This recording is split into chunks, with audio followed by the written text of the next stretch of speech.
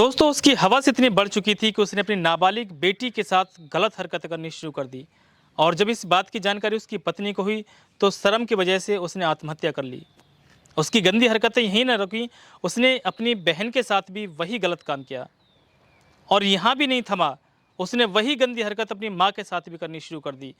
और उससे भी बड़ी बात ये थी कि उनके घर में जो भी किराएदार रह रहे थे वो उन्हें भी परेशान करने लगा।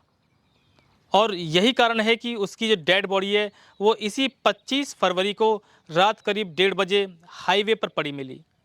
और जब पुलिस ने उसकी डेड बॉडी का पोस्टमार्टम कराया तो पता चला कि इसकी जो मौत है वो एक्सीडेंट से ना होकर दम घुटने से इसकी मौत हुई है।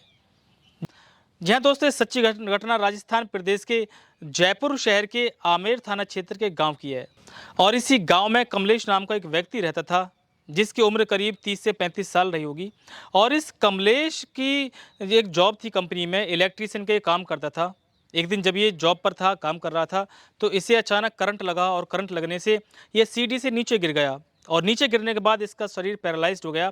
और पैरालाइज्ड होने के बाद ये अपने घर पर ही रहने लगा और वहीं पर ये दारू पीना भी शुरू कर चुका था। दारू के नशे में रहता और दारू के नशे में इसे कुछ नहीं पता कि ये हो क्या रहा है। एक दिन रात को जब इसकी पत्नी की अचानक आंख खुलती है तो जो कुछ उसने देखा उसे देखकर उसकी आंख खुली के खुली रह जाती है। इसकी पत्नी देखती है कि ये अपनी बेटी के साथ कुछ गलत हरकत कर रहा था। पत्नी ने बहुत विरोध किया लेकिन ये नहीं माना। विरोध करते करते पत्नी ने धक्का दिया और धक्का देकर इसे नीचे गिरा दिया। इसके बाद पूरी रात वो पत्नी जागती रही और अपनी मासूम बेटी को अपने पास सुला दिया। अगले दिन सुबह को जब पत्नी ने अपनी बेटी से पूरी जानकारी लेनी चाहिए तो उसने बताया कि पिछले काफ़ी दिनों से उसे इसी तरह से परेशान कर रहा था। ये बात पत्नी को बर्दाश्त नहीं हुई और पत्नी ने आत्महत्या कर ली। पत्नी का अंतिम संस्कार भी हो गया और लेकिन उसके बावजूद भी इसकी हरकतों में कोई कमी नहीं आई। इसी दौरान इसने अपनी बहन को भी अपनी हवस का शिकार बना लिया। और बहन ने भी शर्म की वजह से या ये कहें कि नाबालिग होने की वजह से, अनसमझ होने की वजह से उसने किसी से भी ये बात नहीं कही। लेकिन हद तो तब हो गई जब इसने एक दिन अपनी माँ को भी नहीं छोड़ा। और जब इसकी माँ के साथ ये गलत हरकत होगी तो माँ काफ़ी परेशान थी, किसी से बोलती नहीं थी, खाना पीना बंद कर दिया। और फिर वो केवल यही सोचने लगी कि अब करें तो करें क्या।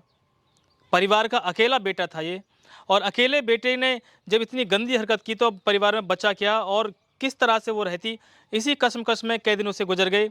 हार के उसने अपने देवर यानी कमलेश के चाचा वीरेंद्र से ये सारी बातें बता दी।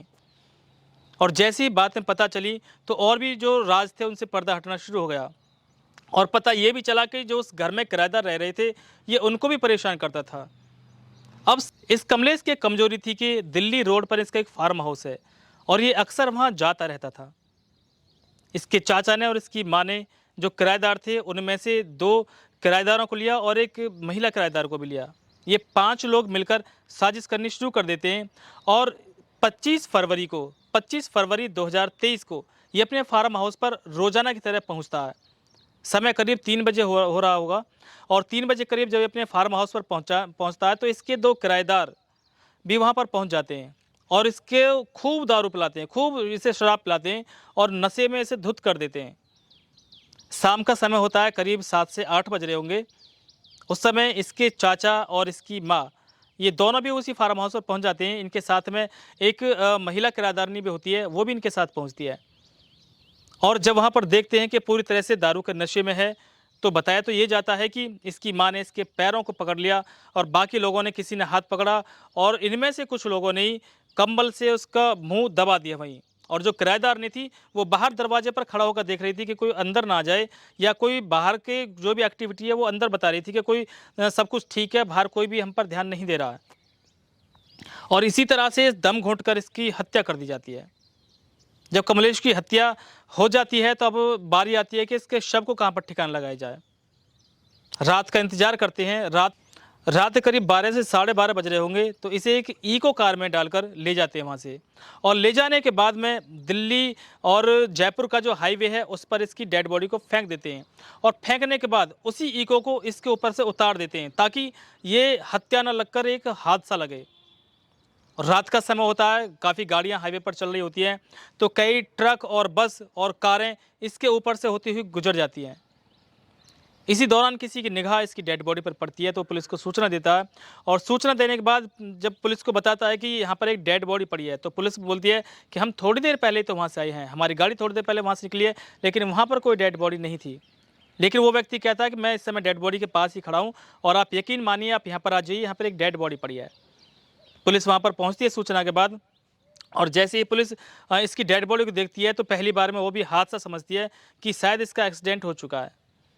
सबकी पहचान कराई जाती है, शव को पोस्टमार्टम के लिए भेजा जाता है, लेकिन जब पोस्टमार्टम रिपोर्ट आती है तो उसमें पता चलता है कि इसकी जो डेथ है, इसकी जो मौत है, वो हादसे से ना होकर दम घुटने से इसकी मौत हुई है।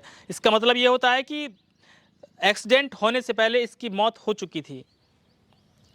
अब पुलिस को जब पोस्टमार्टम रिपोर्ट में ये पता चलता है कि इसकी हत्या हुई है, तो मुकदमा करना भी लाजमी था, और इसके परिवार वालों से बोलते हैं मुकदमा करने के लिए। मजबूरी में परिवार वाले अज्ञात के खिलाफ हत्या का मुकदमा दर्ज करा देते हैं। दोस्तों, जब हत्या का मुकदमा कोतवाली में दर्ज हो जाता है तो पुलिस का ये फर्ज बनता है कि इसकी तहकीकात की जाए, इसकी चार्जशीट भेजी जाए, और इसी हत्या के खुलासे के लिए पुलिस ने अपनी जांच शुरू कर दी, और इसके परिवार वालों से मिलकर ये जानना चाहा कि पिछले कुछ दिनों से या कुछ महीनों से या कुछ सालों से किससे दुश्मनी थी, किससे लेन देन था, कौन ऐसा संदिग्ध व्यक्ति है कि जिस पर आपको शक है। लेकिन परिवार वाले हर बात से इनकार करते रहे। पुलिस भी इस बात में चकरा गई कि अब करें तो करें क्या, हत्या का खुलासा हो तो हो कैसे। जब भी अगले दिन पुलिस की बात इसकी माँ से हुई, और जब पुलिस ने इसकी माँ से एक बिल्कुल नॉर्मल सवाल करने शुरू किए, तो इसकी जो माँ थी प्रेमवती, वो हिचकिचाकर उनके जवाब दे रही थी, और जब हिचकिचाकर जवाब दे रही थी तो पुलिस का शक कहीं ना कहीं उसकी माँ पर चला गया कि कुछ तो गड़बड़ है, और जो गड़बड़ है वो शायद घर में से ही है। पुलिस इसकी माँ को कोतवाली बुलाती है, महिला पुलिसकर्मी भी वहाँ पर होती हैं, और जब इनसे पूछताछ करती है, हल्की सी सख्ताई दिखाती है, तो माँ सारी चीज़ बता देती है। और जब माँ की बात पुलिस वाले सुनते हैं तो उनकी भी आंखों में आंसू आ जाते हैं, और उन्हें भी लगता है कि शायद इसने बहुत ही गलत किया था। इतना जो घोर अपराध है, इतना जो विभत्स जो घटना है, ये इसने अपने परिवार वालों के साथ किया है।